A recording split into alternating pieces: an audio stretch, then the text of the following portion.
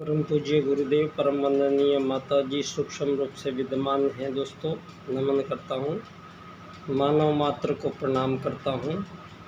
और आदि शक्ति माँ गायत्री जो प्राणों की देवी है, जो प्राण रूप से है, जो इन आँखों से दिखाई नहीं देती है, प्राण बिजली की तरह है।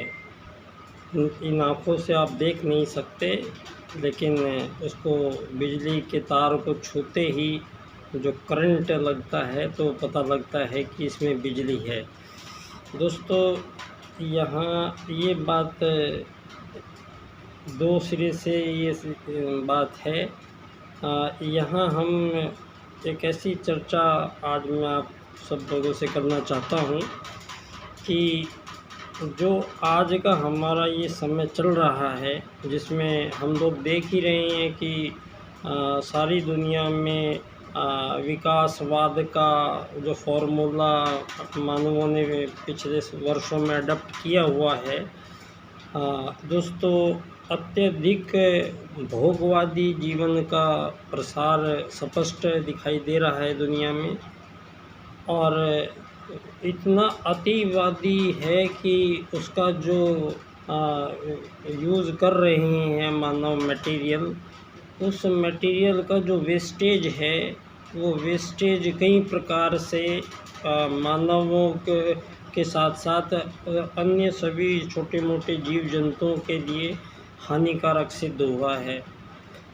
ये पिछले सालों में ये जो आर्थिक वैश्वीकरणवाद से सारे विश्व की जो राजनीतिक आज़ाद सरकारें चलती हैं, तो दोस्तों ये सभी देशों में जो पैटर्न है, फॉर्मूला है, वो एक ऐसा पैटर्न यूज़ किया गया है इसमें इस राज की नीति में यहाँ डिस्टर्बेंस हुई है। तो यहाँ पिछले 1,500-2,000 साल से धरती पर मानवों के बीच युद्ध चल रहे हैं। जो एक दूसरे का सब एक दूसरे के कॉम्पिटिटर, सब एक दूसरे के दुश्मन बन गए हैं। आज आप सब लोग हम रहते हैं, इस दुनिया में रहते हैं। यहाँ इस दुनिया में जो जीने का टाइम मिलता है हमें 24 घंटे, तो उसमें से 12 घंटे को छोड़ दीजिए और बाकी जो 12 घंटे का समय मिलता है मानव को धरती पर जीने के लिए, दोस्तों उसको मैनेज करना ही यहाँ पर ज़रूरी था। और ये सब उस परम सत्ता परमात्मा ने पूरे मैकेनिज़्म को हमारे साइंटिफिकली बात को एक ऐसी साइंस का मतलब उन लोगों ने सोच के ये समझिए कि वो कितने प्राचीन हैं कि यहाँ आप ये 20वीं शताब्दी वाले जो बात करते हैं, तो अब ये 20वीं वालों के चुप होने का टाइम आ गया है। ये जो 20वीं वालों ने सारी दुनिया में पहले तो ये गुलाम बनाने का, झंडे गाड़ने का, कत्लेआम मचाने का सिलसिला शुरू किया। उसके बाद में इन लोगों ने प्लान करके और फिर सारे देशों में आज़ाद देश बांटने शुरू कर दिए। और ये आज़ाद देश जितने भी बने, इनमें भी हर प्रत्येक देश से कई सारी संधियां की हुई है। और जिनमें से सबसे प्रमुख संधि ये है कि आपका आज़ाद देश है, आपकी आज़ाद सरकार बनेगी, आपके आज़ाद लोग कहलाएंगे और आपका नोट भी आप छापोगे। तो आपका लेकिन जो आपका नोट छापोगे उसकी कीमत क्या होगी ये तय आप नहीं कर सकते। आप समझिए इस पैटर्न को, ये पैटर्न को समझिए अब कितना डेप्थली पैटर्न उन्होंने यूज़ किया है। इसीलिए यहाँ पे मैं वही सोचता रहता हूँ कई बार कि ये सारी मेरे दिमाग में क्यों प्लानिंग आई है इस तरह की। अटपटी लगती है सबको जो इसको झेलना ही नहीं चाहते हैं। लेकिन अब जो पैटर्न बन चुका है वो उसमें तो गुरुजी का हाथ है और पंडित दीनदयाल जी का सूत्र है। वो सूत्र अपने आप पूरे पैटर्न को यहाँ पे आपके सामने रख देते हैं। तो दोस्तों, यहाँ सूत्रों से चलती है दुनिया। सूत्र यहाँ पर बनाए गए हैं। सूत्र यहाँ पर वेद भी सूत्र रूप में ही, गायन रूप में ही पूरे घूमते रहे हैं। और मैंने कल भी हमने चर्चा की थी कि जो एक मानव है, मानव जो हम सोच रहे हैं, जितना भी हम सोचते हैं या बोलते हैं, तो ये जो हम सोच रहे हैं ये हमारा दिमाग सोचता है, ये हम कहते हैं। तो दिमाग सोचता है ये, लेकिन ये जो विचार आते हैं, ये आप विचार कैसे आते हैं? किसी आदमी को, भगत सिंह को क्यों फांसी पर चढ़ने के विचार आता है?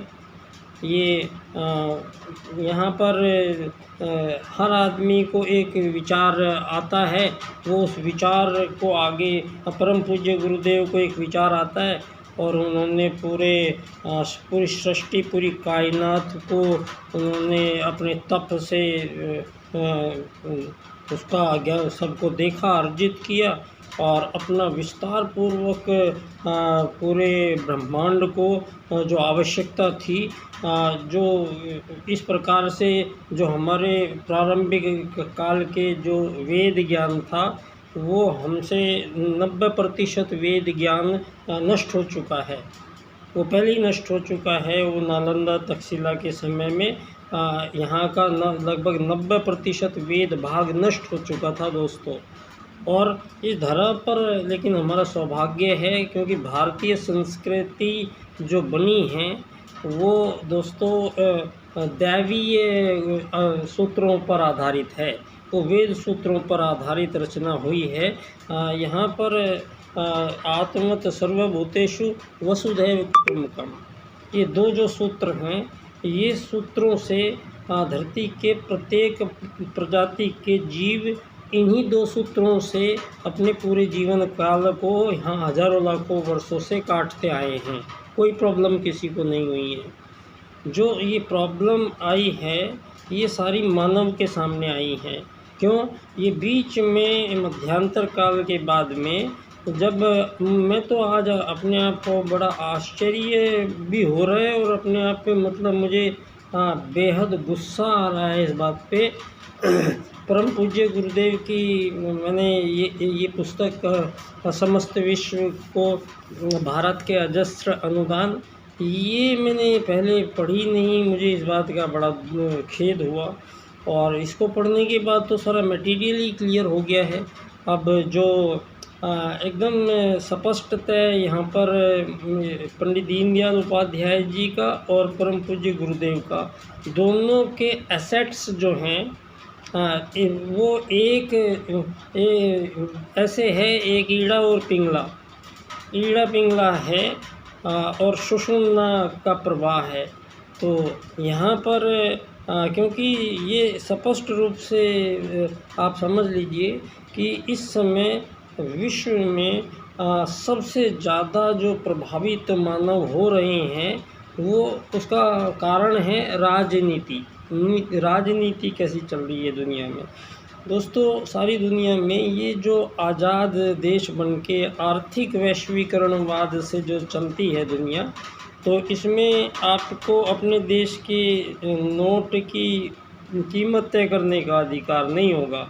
आपकी मुद्रा कितने रुपए की होगी ये तय विश्व बैंक ही करेंगे।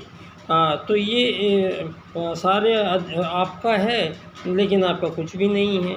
इस आधार पे ये आज़ाद देश किए गए हैं, क्योंकि कंट्रोल किसके हाथ में है? कंट्रोल धन के हाथ में। इस सारे संसार को इस समय जो चला रही है दुनिया, इस समय केवल वो धनपति सारी दुनिया की सरकार चला रहा है, आप सब जानते हैं। अब वो ये जो सरकारें थी, ये सरकारें बनी इसलिए थी प्रारंभिक काल में ही सरकार और एक लोकतंत्र जिसे कह रहे हैं, मतलब प्रजातंत्र जिसे, मतलब प्रजा चलो कह लेते हैं, लोग कह दो उनको। एक सरकार एक लोग, सरकार क्यों बनाई गई है, पहला सवाल ये आता है। पहला सवाल ये आता है कि सरकार बनाई गई है तो उसका मतलब वो क्या काम करेगी, वो क्यों बनाई गई है, इसके पीछे मतलब कोई सारे मानव तो एक बराबर हैं, यहाँ पर छोटा बड़ा ऊंच नीच यहाँ वो तो देखा नहीं जाएगा। तो फिर ये जो सरकार बनी है, इस सरकार को तो आपने जो बनना, ये इसके आधार ही समझ में नहीं आ रहे। आपने जो सरकारें बनाई हैं, आप कौन देश में, आखिर एक ही देश में आज़ाद देश की सीमाएं आपने बना दी। अब उनमें सभी लोग तो एक ही रहते हैं, वो चल रहा है उनका, वो हज़ारों लाखों साल से रह रहे हैं। लेकिन जिस दिन से आपने उनको आज़ादी का सर्टिफिकेट दे दिया है, उस दिन के बाद में अब इनका जो जीने के तरीके हैं दोस्तों, वो सब आपके उस रेंज में बदल जाते हैं। तो मानवों के साथ यहाँ जो आदिकाल से ही जब मानव यहाँ आए हैं, तो वो आप लोगों ने तो अभी तक हमें बताया कि मछली से बंदर, बंदर से इंसान बनते हैं, ये डार्विन और चार्ल्सवाद, ये डार्विनवाद, यही अभी भी पाठ्य पुस्तकों में पढ़ाया जा रहा है। तो यहाँ हमारे दिमाग में ये पिक्चर ऐसी बनी थी कुछ, यार मानव तो जंगलों में रहता था, उसको आग जलानी नहीं आती थी, उसको कुछ नहीं आता था, वो तो जानवरों से इंसान बना था। तो यही हमें पढ़ाया गया था। तो आज तक जो दिमाग में आती थी बातें, वो इस हद तक आती थी कि यार यहाँ पर तक कि अब जितना भी ये हमारा सनातन भारत की मैं बात भी करता हूँ, आज बहुसंख्यक लोग ये मानने लगे हैं कि ये जो अमीर गरीब बन के पैदा होता है आदमी, ये हम समझने लगे हैं कि इसमें ईश्वर का हाथ है। ये सभी ये कहने लगे हैं कि हमें जो ये अमीर गरीब बनाया है, इसमें परमात्मा हमें सुख या दुख देता है। वो दुखी देना चाहता है तो गरीबी में पैदा करता है, वो सुखी देखना चाहता है तो अमीरी में पैदा करता है। और जबकि सुखी रहने का संबंध ना अमीरी से है ना गरीबी से है। यहाँ लेकिन टारगेट किसको किया गया है, यहाँ पे फोकस किसको किया गया है दोस्तों, यहाँ इन लोगों ने सबके दिमाग में आधा अधूरा ज्ञान और उसके अलावा इन लोगों ने एक अंग्रेजियत इन्होंने चुन ली। और हमारे देश का ये दुर्भाग्य रहा कि हमारा देश काफ़ी मझधारों से गुज़रता हुआ, और ये इसको आज़ाद तो हो गया था, उस आज़ादी को मान लेते तो हम शायद पहले ही समझ जाते। सुभाष चंद्र बोस ने आज़ाद हिंद सेना बना के अपनी आज़ाद भारत सरकार गठित हो चुकी थी, उसको कई देशों ने मान्यता दे दी थी, पूरी की पूरी सरकार थी, सरकार में सारे विभाग थे, सब कुछ सुचारू रूप से कार्य होने लग गया था। उसके बावजूद वो कौन आदमी थे भारत के, और वो कौन सी मजबूरी थी कि उस सरकार को सारी को बंदी बना लिया गया, सुभाष चंद्र बोस जी को भागना पड़ा और सबको भागना पड़ा। किन लोगों ने पकड़वाया ये क्योंकि किन्होंने ख़त्म की ये सरकार, जो यहाँ पे ये सरकार बनाने बैठे हैं इधर वाले, ये तो इधर वाले सरकार ये अंग्रेज इनको दे के जाएंगे। ये वो उन्होंने घोषणा कर दी है कि हमें खून दो आज़ादी मिलेगी। तो वहाँ सुभाष चंद्र बोस ने ऑलरेडी पहले ही जीत के वहाँ पे अपना कब्ज़ा करके अंडोमान निकोबार और वो गोवा, ये सारा का एरिया और कहीं उसमें अपनी आज़ाद हिंद सरकार चला रहे थे। तो जब आज़ाद सरकार बन गई थी, चल रही थी, तो इसी को चलने देना था और अंग्रेज़ों को जाना था तो चले जाते। लेकिन उससे उनका मंतव्य पूरा नहीं होने वाला था। भारत को पूरा अंग्रेज बनाना है, पूरा अंग्रेज बनाना है, ताकि ये इनकी संस्कृति पूरी की पूरी जो प्राचीन संस्कृति है उसका उपहास उड़ाते थे ये लोग। हमारे देवी देवताओं पे बहुत अभद्र टिप्पणियाँ विश्व में हुई हैं, लेकिन अंततः दोस्तों ये सनातन भारत है और ये कल के बच्चे हैं, ये भारत के सब बच्चे ही हैं। ये जो अमेरिका और जापान और रूस और चीन ये वीटो पावर लेके बैठे हुए हैं दुनिया में, हमें क्योंकि इसको समझने में टाइम लगा, तो दीनदयाल उपाध्याय जी ने 4 सूत्र अपने उनकी भी हत्या कर दी गई थी। हत्या करने से पूर्व जो बात हुई थी परम पूज्य गुरुदेव और दीनदयाल उपाध्याय जी, दोनों उपाध्याय थे, दोनों आगरा ज़िले के थे, 4-5 साल का अंतर था और वो बचपन में ही मुलाकात हो चुकी थी दोनों की। और ऐसा कैसे हो सकता था, जब स्वयं महाकाल धरती पर आए हैं और उनकी नज़र से वो प्रतिभा बच जाती जिसने धरती का अध्यक्ष पद जनसंघ का रहते हुए भी उन्होंने वो अपने 4 सूत्र प्रदान किए। आजीवन ब्रह्मचर्य से रहे हनुमान जी की तरह और पूरा समय जीवन का केवल देश की सेवा के अलावा पंडित दीनदयाल उपाध्याय जी ने और कुछ जीवन में किया नहीं, या जो लोग जानते होंगे अभी भी कुछ लोग बचे हैं ना। लेकिन मुझे एक ही बात है कि दीनदयाल उपाध्याय जी इतने इम्पोर्टेंट आदमी धरा पर आए और उनको छुपा दिया गया। फिर उनके जो सूत्र हैं, जो विश्व राजनीति का पुनर्निर्धारण करने वाले जो सूत्र थे, जो परम पूज्य गुरुदेव के आशीर्वाद से पंडित दीनदयाल उपाध्याय जी का जन्म ये धानक्या स्टेशन पे हुआ था। तो यहाँ पे परम पूज्य गुरुदेव उस समय जयपुर में, उससे यहाँ पहले राजस्थान में गुरुजी आते रहे हैं। गुरुजी जहाँ से भी गुजरे हैं, तो वो गुजरे या नहीं गुजरे, वो बैठे बैठे ही वहीं पे ये देव आत्माएँ थी, ये सब गुरुजी के संपर्क में थे। तो यहाँ विषय ये है कि गायत्री परिवार जो है वो राजनीति में ही भाग नहीं लेता है, ये बात ठीक है।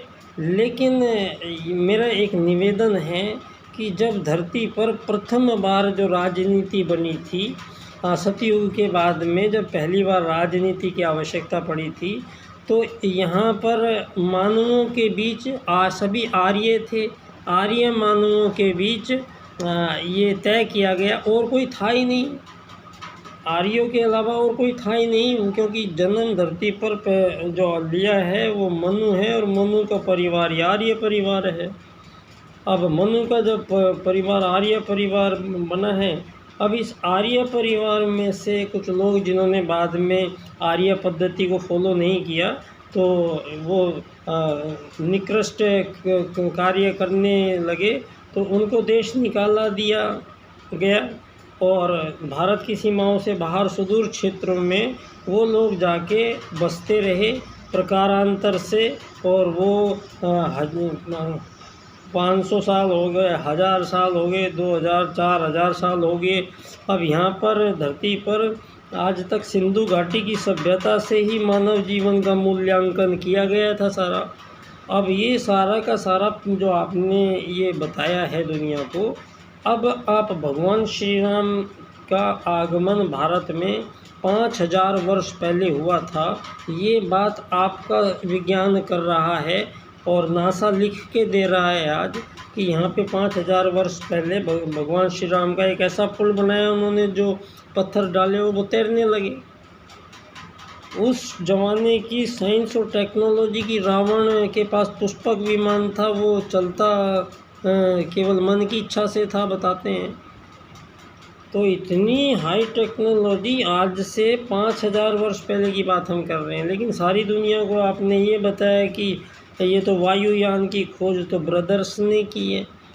तो यहाँ तो 1000 वर्षों पहले ही यहाँ के ऋषियों ने उनकी खोज कर दी है। और सारी दुनिया को गणित भारत ने दिया है। आर्यभट्ट ने जो सूत्र दिए हैं वो आज भी प्रयोग किए जाते हैं। रोम में, इटली में, जो पुरानी यूनान में जो पुरानी संस्कृतियाँ सारी रही है, उन सारी संस्कृतियों में जो गणित गया है वो भारत के आर्यभट्ट का गया है दोस्तों। तो अब सारी दुनिया को अगर गणित ना आता तो कुछ भी नहीं कर सकते थे। ये बात सारे विश्व के पुरातत्व शोधों के जो परिणाम हमारे सामने आ रहे हैं वो ये साबित कर रहे हैं कि यहाँ 10,000 वर्ष पहले की सभ्यता और भी हाई थी। अभी जो खुदाई चल रही है, अभी एक मेरे गांव के पास पश्चिमी उत्तर प्रदेश में तुगाना मेरा गांव है, मेरे गांव के पास सिनोली एक गांव है, वहाँ खुदाई जो हुई थी उसमें पूरे के पूरे रथ मिले थे, पूरे शव रूप में वो उनकी वो मिली थी और उनके हथियार मिले थे। वो उस मतलब वो 10,000 वर्ष पुरानी आंकलन है कम से कम। और अभी जो लेटेस्ट में खुदाई चल रही है गोवा में और दक्षिण में, वो जो सबूत मिल रहे हैं वो ये कह रहे हैं ये 10 से 20,000 वर्ष पुरानी सभ्यता थी। तो अभी आप जो हमें कहते ये जो हमारा जो वेद कह रहा है सनातन भारत, तो सनातन का मतलब क्या हुआ? सनातन का मतलब है कि जो सदा रहते हैं। तो कौन रहते हैं सदा? सदा कौन रहते हैं यहाँ पे? हमेशा सदा यहाँ पर परमात्मा रहते हैं, वो दिखाई नहीं देते हैं। सदा यहाँ आदिशक्ति माँ गायत्री का प्राण रहता है, वो दिखाई देता है? वो भी नहीं दिखाई देता है। और फिर सदा जब परमात्मा रहेगा तो उसका एक अंश आत्मा भी रहेगा, ये भी सनातन है। तो जब आत्मा सनातन है, परमात्मा सनातन है, गायत्री माता सनातन है और तीनों वो दिखाई नहीं देते हैं, उन सब का जो मिक्सचर, वो जो इन तीनों का जो मिलन देखना है, तो मिलन होने के लिए क्या होगा? अब मिलन होने के लिए अब कैसे होगा? कैसे हुआ मिलन? दोस्तों, ये जितने भी भौतिक जीव शरीर है, ये विश्वकर्मा जी ने जब पूरी रचना का जो उन्होंने डायग्राम अपना बनाते गए, तो विश्वकर्मा के दिमाग में दोस्तों 84 लाख प्रकार के जीव शरीरों का निर्माण हुआ। 84 लाख प्रकार के जीव शरीरों का निर्माण हुआ। अब वो रखे हैं, शरीर बन के तैयार हैं। अब ये शरीर को जिंदा कैसे करें? ये तो सारे अग्नि जल पृथ्वी वायु आकाश से बने हैं, तो इनको जिंदा कौन करता है धरती पे? कौन कर सकता है?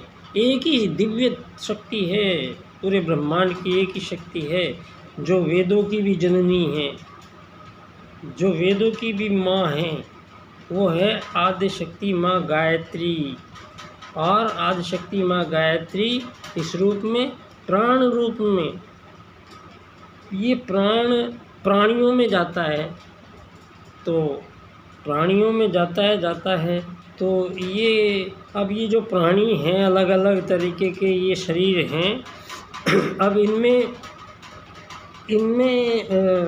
प्राण लेने की शक्ति नहीं है।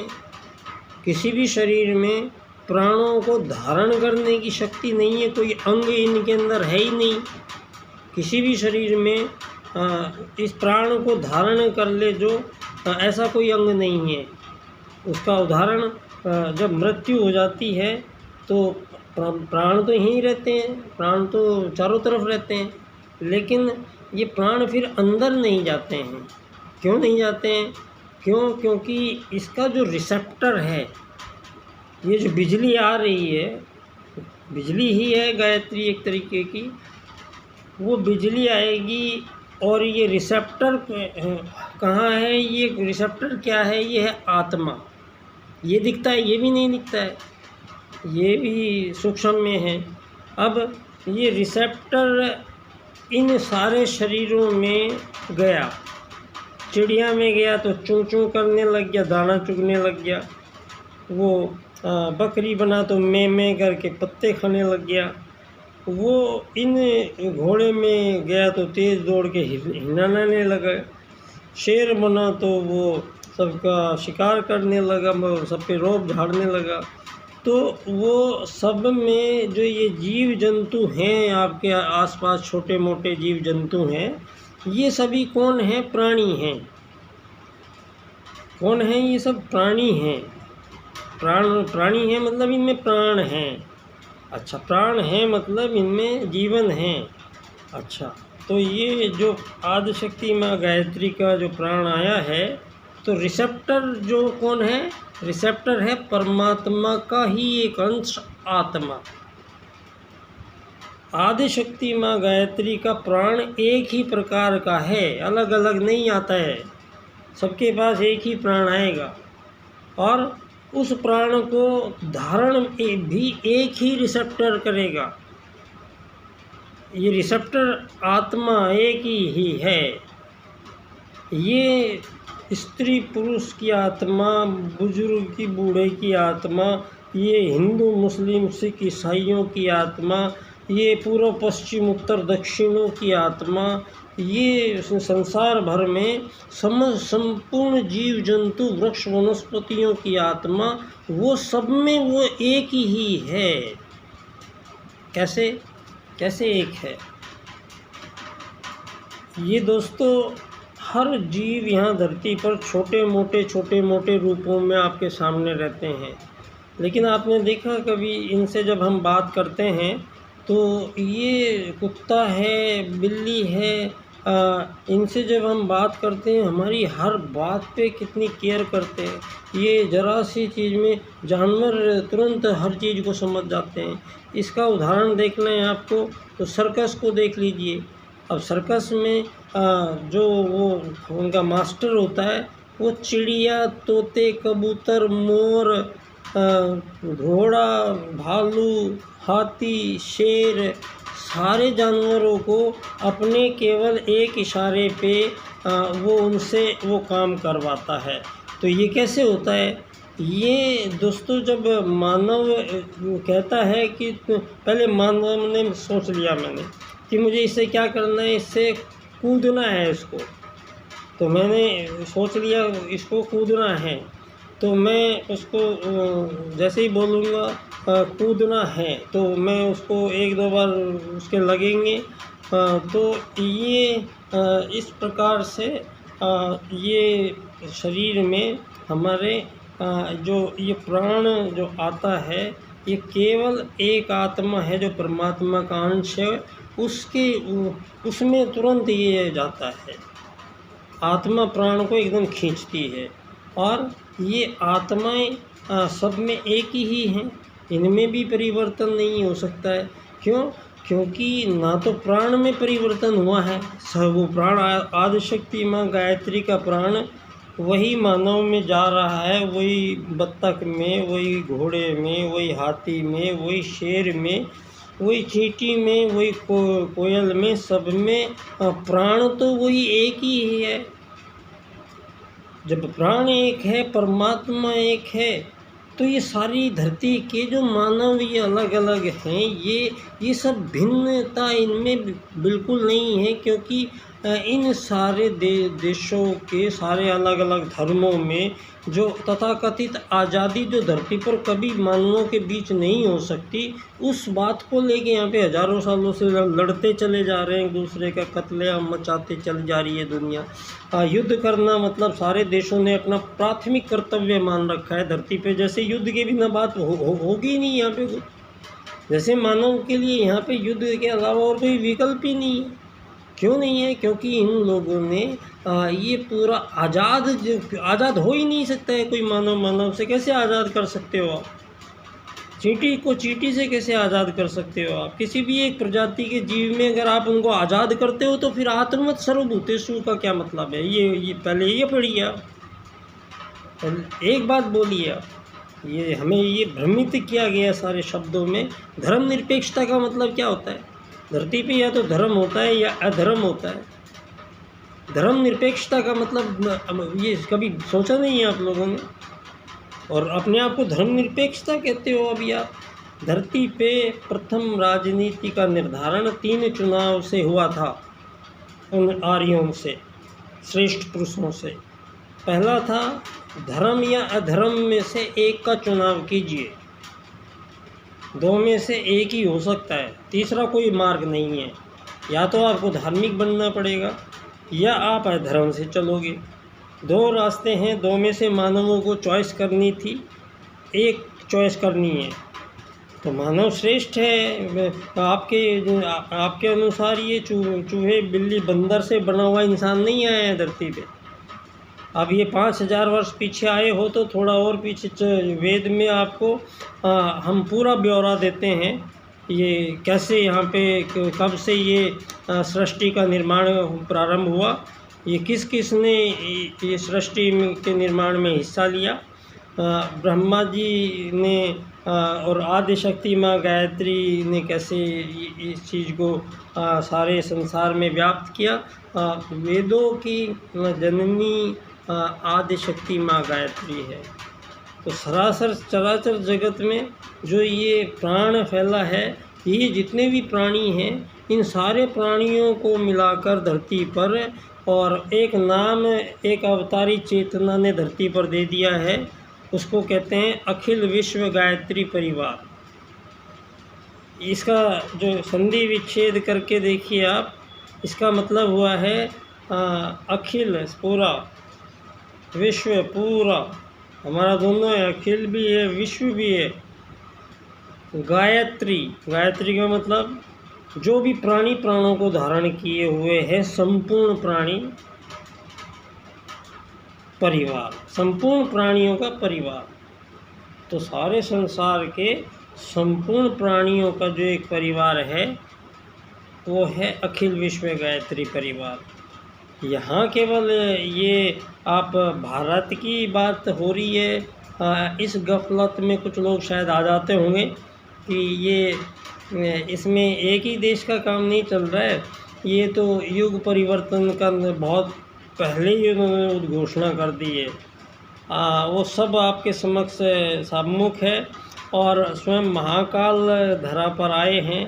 तो उनका एक सहयोगी और है जिनका योगदान बीच में आ रहा है, उसके बिना बात बनेगी नहीं।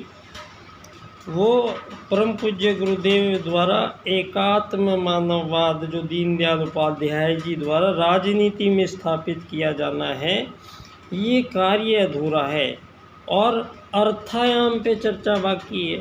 अर्थायाम पे कोई, मैंने कहा मेरे से कई बार कोई बात होती है, दीनदयाल जी की क्या थ्योरी है। भाई दीनदयाल जी का अर्थायाम में स्पष्ट है, पहले अर्थायाम को समझिए आप। अर्थायाम ये धरती पे एक महान, अति महान क्रांति है। इस प्रकार का एक, जैसे गुरुजी ने लिखा हुआ है कि उल्टे को उलटकर सीधा कर देना है। तो जो वो भूमिका बन रही है वो इस अर्थायाम से बन रही है। ये अर्थायाम में दीनदयाल जी कहते हैं कि धरती पर जो मानव हैं वो सभी आते हैं, रहते हैं और एक परिवार की तरह रहते हैं। तो इसमें मतलब परिवार आधारित जीवन पद्धति थी हमारी भारत की। भारतीय संस्कृति का जो मूल सूत्र है, आत्म सर्वभूतेषु वसुधैव कुटुम्बकम। यहाँ पूरे संसार में अलग कोई नहीं हो सकता है। ये जो प्राचीन काल में हमारा जो भारतीय संस्कृति से हमारी संस्कृति से पूरा संसार चलाया जाता था, राजनीति उसमें एक शाखा के रूप में काम करती है। तो यहाँ पर पूरी दुनिया का हजारों साल, लाखों साल से, यहाँ करोड़ों साल से भारत भूमि वो भूमि है जहाँ वेदों का जन्म हुआ है दोस्तों। और यहाँ से आप ले जाते हजारों साल की आयु लेके मानव आया था धरती पे। आज अधिकतम आयु 74 साल छोड़ी है आपने। इस धरती पे ये जहरीले रसायन खतरनाक से खतरनाक बनाए जा रहे हैं, ये धरती पे भी डाले जा रहे हैं, मानवों के अंदर पहुंचाए जा रहे हैं और इनसे ब्रेन को प्रभावित किया जा रहा है कि इनका लेवल जो है वो इन्हीं विचारों में लगा रहे। इनसे एक्स्ट्रा अगर सोच बैठे तो ये कहीं ब्रह्मांड को फिर दोबारा अपना एहसास कराएंगे। तो लेकिन मैंने निवेदन ये किया कि वो तो यहाँ पहले से ही भविष्यवाणियाँ हो चुकी थी और यहाँ पर वो कार्य, वो सत्ताएँ यहाँ धरती पर आप सब लोगों के बीच में आई हैं और निश्चित मानिए उन लोगों ने अपना पूरा का पूरा काम हो चुका है। युग परिवर्तन का पूरा आधार तैयार हो चुका है। अब इसमें स्टेप बाय स्टेप हमें इन पर चिंतन करने की ज़रूरत है, इन पर बात करने की ज़रूरत है। और मेरा निवेदन अधिकतम, क्योंकि भारतीय जनता जनसंघ पार्टी की बात है, दीनदयाल जी की बात है, तो पहले तो इसीलिए मैं प्रधानमंत्री नरेंद्र मोदी जी के कार्यालय में जाके मैं 2 किताबें दे के आया था पहले। अभी फिर मैं जाऊंगा, तो मैंने उनसे कुछ समय मांगा था, अभी चुनाव की वजह से बैठा नहीं है। लेकिन मुझे ये अपने विषय पर हम शांति कुंज में भी मैं गया था जब, तो 3 किताबें मैं अपनी दे के आया था वहाँ पे। और आदरणीय हमारे चिन्मय पांड्या जी से पहली बार मेरी मुलाकात हुई और उनको देखा तो मन में एक बड़ी शांति सी आई और वो शांति का परिणाम गुरुजी ने मेरे ऊपर बहुत कृपा की है। मुझे इस लायक समझा कि लेकिन मैंने भी गुरुजी के अलावा धरती पे और कुछ चाहना नहीं है, समर्पण भाव से ही है, कुछ चाहिए नहीं बदले में। धन तो मैंने 25 साल पहले ही गुरुजी ने कसम खिलवाई थी कि अमीर आदमी बनेगा नहीं, तो मैंने कसम खा रखी है धरती पे। शायद ये हरिश्चंद्र के बाद पहला व्यक्ति मैं ही होऊंगा वो जो धन की कामना से रहित जीवन जिया है। और धन कभी अगले चिकित्सक था तो पेशेंट आते थे ज़्यादा, तो पेशेंटों को अगले जन्म तक उधार दूँगा, ऐसा करके मैंने बहुत सारे रजिस्टर भर गए थे। मैंने उनको चुपके से एक दिन उठा के सारे जला दिए, क्योंकि पहले नियम था जो वो मैं अंत तक फॉलो करूँगा। और शायद मेरे ये नियम जो मैं फॉलो करता रहा तो शायद गुरुजी ने मुझे पात्रता दी मुझे और मुझे देव संस्कृति विश्वविद्यालय में जाने का मौका मिला। इससे बड़ी बात मेरे लिए और कुछ नहीं है जीवन में। और उससे भी बड़ी एक बात और है मेरे जीवन में। अब मेरी उनसे बात हुई थी, मैं एक किताब दे के आया था चिन्मय जी को, तो उनके ऑफिस से मुझे फिर 1 महीने बाद में फ़ोन आया कि आपका ये व्याख्यान करेंगे तो आप शांति कुंज से टाइम ले लीजिए। तो मैं यहाँ, अब वो समय आएगा, वो गुरुजी ने, मुझे ये तो पता था कि ये सीन तो ये क्रिएट होना ही है यहाँ पे, इसी सीन के मैं इंतज़ार कर रहा हूँ यहाँ पे इतने सालों से। अब वो टाइम आ गया है कि पंडित दीनदयाल उपाध्याय जी को मैं उसको अभिव्यक्त करता हूँ आप लोगों के सम्मुख। आप उसको सुनिए एक बार, उस पर बात मानिएगा नहीं मानिएगा वो बात की बात है, लेकिन भारत की ओर से विश्व को एक ऐसी राजनीतिक व्यवस्था प्राप्त करने के वो सूत्र हैं जो हमें मिल गए हैं और उनका सिर्फ हमें जुड़ाव करना है और वो सब गुरुजी को करना है। हम सब लोग तो बस उंगली तो लगाएं कम से कम। और एक बात, आज दुनिया में सबसे ज़्यादा धनाधारित जीवन पद्धति का तो पंडित दीनदयाल जी ने अर्थायाम आधारित एकात्म मानववाद से पूर्ण समापन कर दिया गया है। धरती पे हमेशा के लिए युद्ध का समापन कर दिया जाएगा, कभी युद्ध नहीं होंगे धरती पे, मानवों के बीच कभी लड़ाई नहीं होगी, मानवों के बीच कोई दुर्भावना नहीं पनपेगी, मानवों के बीच किसी भी प्रकार का यहाँ पर कोई मजाल है किसी की चीज़ उठाने को, कोई कुछ नहीं हो सकता है, क्योंकि उसको आवश्यकता नहीं पड़ेगी। यहाँ इस बार ये जो युग परिवर्तन हो रहा है, तो यहाँ पे इस बार बहुत बड़ा परिवर्तन हो रहा है। ये अर्थायाम आधारित एकात्म मानववाद की जो राजनीति दीनदयाल जी की कह रही है, वो धरती के 8 अरब लोगों को सबसे पहले ये कह रही है कि धरती पर किसी भी आदमी के पास पूरे जीवन काल में कभी भी एक बार भी ये नहीं कह पाएगा आदमी कि मेरे पास धन नहीं था तो मैं कुछ कर लेता। धन की कमी नहीं होगी धरती पे। पहली एश्योरिटी ये देती है धरती पे इस 8 अरब लोगों को। तो इसलिए इस पॉलिटिक्स पे बात करनी ज़रूरी है।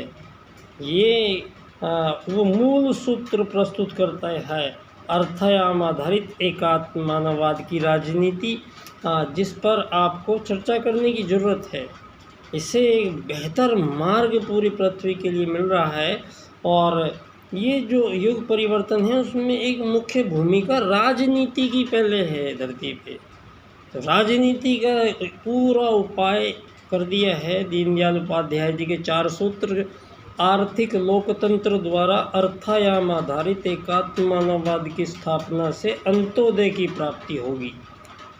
तो मेरा विषय है एकात्म मानववाद से समग्र व संपूर्ण वैश्वीकरणवाद, टोटल एंड कंप्लीट ग्लोबलाइजेशन होगा। आर्थिक वैश्वीकरणवाद नहीं होगा। अब तो सब कुछ ही होगा बस।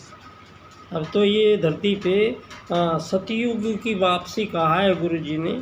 तो अब समझ लीजिए आप, यहाँ पे सबसे पहले भगवान श्री राम को क्यों आना पड़ा था धरती पे? क्यों आना पड़ा था? क्योंकि उससे पहले कोई गड़बड़ नहीं हो सकती थी। यहाँ मानव चरित्र के गुण के हिसाब से यहाँ के मानवों ने परिवार बनाने की ज़िंदगी जी है, परिवार समझा है, परिवार उनका वो था ध्येय। तो यहाँ पर धन आधारित जीवन पद्धति नहीं थी, धन की कामना किसी को नहीं थी। क्यों? आवश्यकता नहीं थी। पहले किसी को आवश्यकता नहीं थी। धन आधारित जीवन पद्धति, आर्थिक उदारीकरणवाद की ये सारी प्रक्रिया, षड्यंत्र ये था कि मानवों को ऐसा बनाना है कि धन का गुलाम बनाना है। अभी तो भारत में ज़रूरत नहीं थी। हमारे तो हम बच्चे थे छोटे, तो हमारे पूरे गांव में कोई भी साधन नहीं थे, बिजली तक नहीं थी। और उस टाइम में गांव में कोई पैसा नहीं था। हम किसान थे तो अनाज उगाते थे, अनाज के बोर ढेर लगते थे। तो सारे वो जो नाई था, कुम्हार था, तेली था, पंडित जी थे, वो सारे के सारे लोग जो हमारे काम आते थे, वो सारे लोग आते थे, अपना अपने हिस्से का अनाज लेके चले गए। अनाज से ही सारे गांव में सबको तो रोज़गार मिल रहा था और सबको वहाँ किसी को कम नहीं पड़ रही थी, किसी के पास कोई बेरोज़गार नहीं था। क्यों? ये शब्द थे ही नहीं। यही तो कॉन्स्पिरेसी है धरती पे कि सरकार आएगी, सरकार उसमें सरकारी आदमी भर्ती करेंगे। कितने करेंगे? 3% 4% करेंगे बस। और ये सरकारी नौकरी लगाने के लिए 4-5% लोगों को दुनिया में ये काम का मिलेगा। और ये सारी दुनिया को उनके पीछे लगा दो कि सारी की सारी दुनिया इन पदों को प्राप्त करो। ऐसी पढ़ाई पढ़ाओ इनको कि इनके तो बस ये भीड़ इधर से उधर ही घूमती रहे। यहाँ नौकरियाँ निकलती है क्यों 1000 और यहाँ 1 करोड़ लोग आते हैं। क्यों आते हैं? आपका कोई व्यवस्था जो आपने ये लोकतंत्र बनाया है, पूंजीवादी लोकतंत्र, इसमें किसकी क्या भूमिका है ये आपने तय ही नहीं की है। आपने ये तो कहा कि धन आधारित जीवन पद्धति होगी, लेकिन ये धन किसको कितना कहाँ से कैसे मिलेगा इसका कोई मतलब नहीं है आपको। यहाँ ये धन सड़क खोद के मिलेगा, ये धन आपको ऑफिस में बैठ के एसी में मिलेगा, ये धन आपको हेलीकॉप्टर में बैठ के संसद में बैठ के मिलेगा, ये धन आपको चोरी से भी मिल जाएगा, डाके से भी मिल जाएगा, हत्या से भी मिल जाएगा। तो करना क्या है? धन कमाना है। धन क्यों? अरे धन के बिना कुछ नहीं है। आज सारी दुनिया एक ही रट्टा लगा के बैठी है, क्योंकि वो बहुत परेशान हो चुके हैं धन से। धन आधारित जीवन पद्धति से धरती पे मानव बार बार अपने लक्ष्य से चूकता है। एक ऐसी कृत्रिम व्यवस्था मानव ने निर्मित की है जिसको एक बार गलती कर दी तो उस गलती को दोहराते दोहराते दोहराते ही चले आ रहे हैं धरती पे मानव। इस धरती पर मानव की कोई औकात नहीं है कि वो यहाँ धरती को खरीद और बेच करेगा। उसको अधिकार नहीं है क्योंकि वो यहाँ का रहने वाला है ही नहीं है। मानव धरती का केवल एक यात्री है और मानव नहीं, सारे जीव धरती के एक यात्री हैं। धरती का मालिक बनने की किसमें हिम्मत है? आप लोग यहाँ मानव जीवन का लक्ष्य क्या दिया गया है? हमें 50-60 साल की 70 साल की उम्र में एक 100 गज ज़मीन खरीदो, उस पर एक पक्का मकान बनाओ, सारे जीवन भर सारी जीवन कट जाएगा। ये 2 ही काम होंगे आपसे। फिर बच्चों की फ़ीस जमा कराओ, तो टैक्स जमा कराओ, ये कराओ, और हर चीज़ पे, खाने पीने पे इनको फिर टैक्स देते रहो। तो टैक्स ही टैक्स लगा के और टैक्स इकट्ठा करके ये सारी आज़ाद सरकारें बैठ जाती हैं।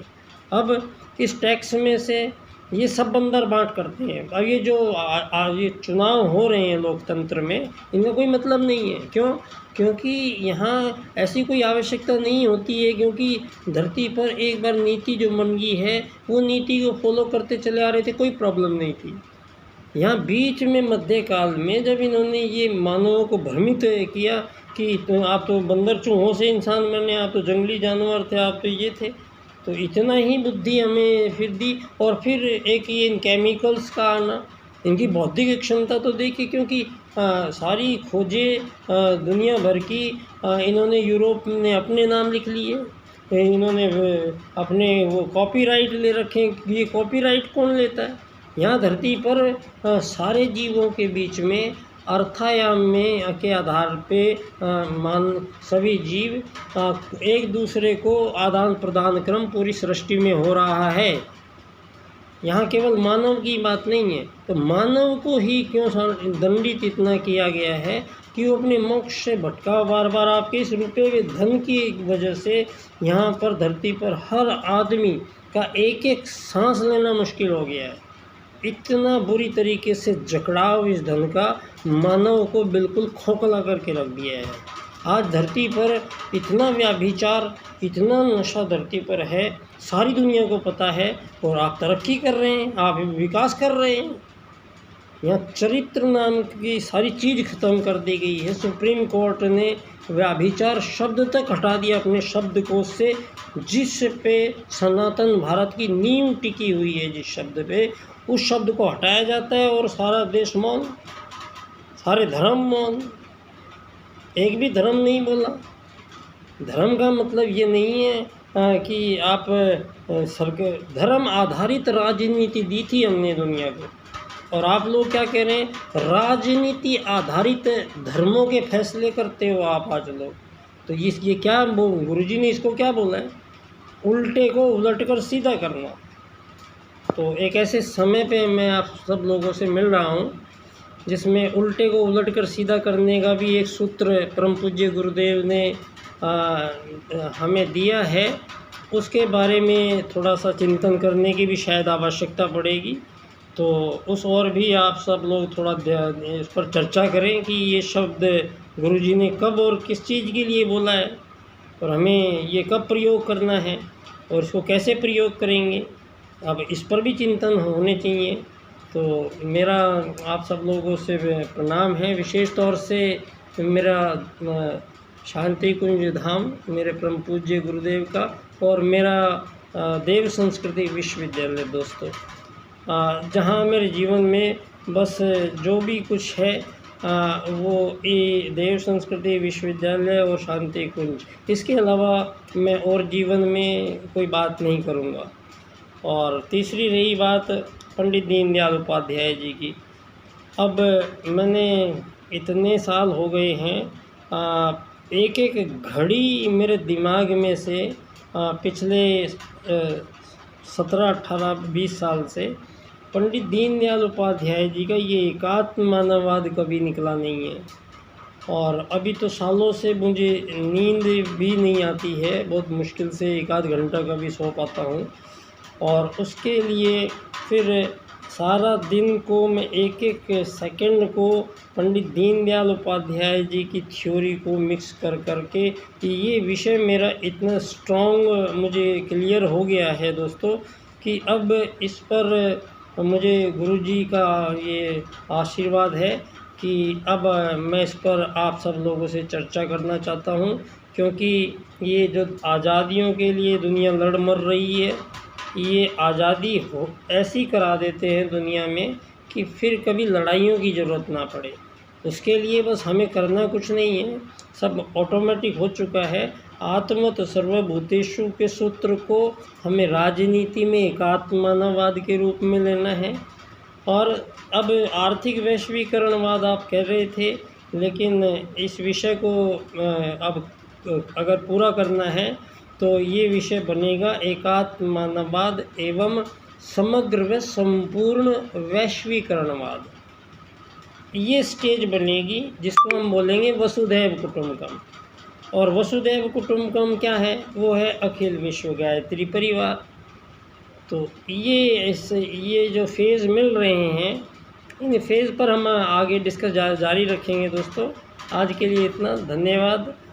मैं बच्चा डॉक्टर बाल्यकाल सेवा संस्थान पंडित दीनदयाल उपाध्याय जी की जन्मस्थली धानक्या स्टेशन जयपुर राजस्थान से उन्हें परम पूज्य गुरुदेव परम वंदनीय माता जी को मैं नमन करता हूँ। आप सभी को प्रणाम। और आदिशक्ति माँ गायत्री मंत्र बोलना इस धरती पर सबसे श्रेष्ठ कार्य है, तो जो जितना कर पाए उतना करना है। तो आइए एक बार, ओम भूर्भुवः स्वाहा तत्सवितुर्वरेण्यं भर्गो देवस्य धीमहि धियो यो नः प्रचोदयात्। ओम गुरुर्ब्रह्मा गुरुर्विष्णु गुरुरेव महेश्वरा गुरुर्साक्षात् परब्रह्म तस्मै श्री गुरुवे नमः। धन्यवाद दोस्तों। बच्चा डॉक्टर की ओर से शुभकामनाएं।